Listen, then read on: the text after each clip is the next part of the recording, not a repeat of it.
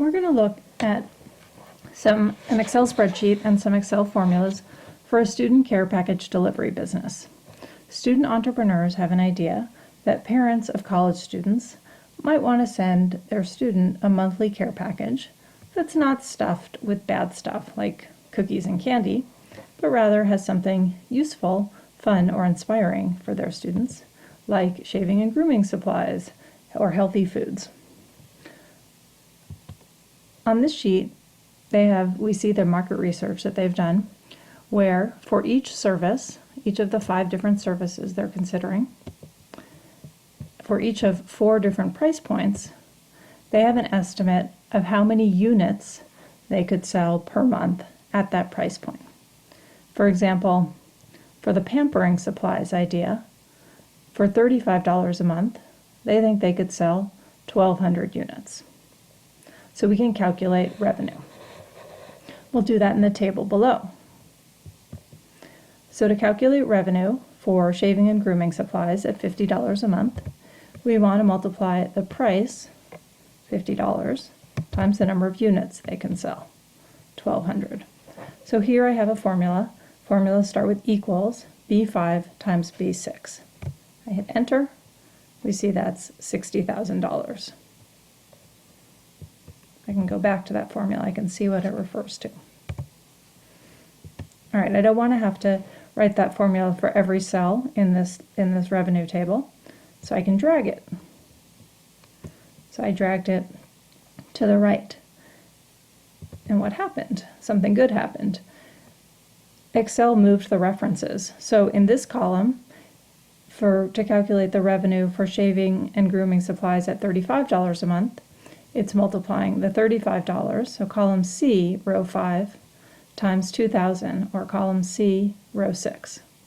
C5 times C6. So that's good. That's what we wanted. But when I go to drag it down, let's see what happens. So would I really be making $1.8 million a month in this business if I sold healthy foods, dried goods for $50 a month? No, that formula is not right. Let's see what happened. When I dragged it down, it moved the cell references down. So instead of the calculation I want, which would be $50 in cell B5 times $1,500 in B7, it's giving me B6 times B7. That's not right. Why did it give me that?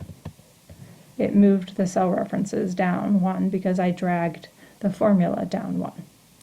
So we can change this formula to lock the row on the price cell. So I have cell B5, but I want to make it $5. So that says when I drag this formula down, it will always refer to row 5 for the first cell reference there, and the other one will move. So let's see what happens when I do that. Okay, that's good. That's what we wanted. And I can still drag the formula across. Okay, that's right. Notice that the $sign is still in front of the 5, but it wasn't going to be an issue for this cell anyway because I was only dragging across, so it was changing the columns, the A, B, C, and not down where it changes the row number.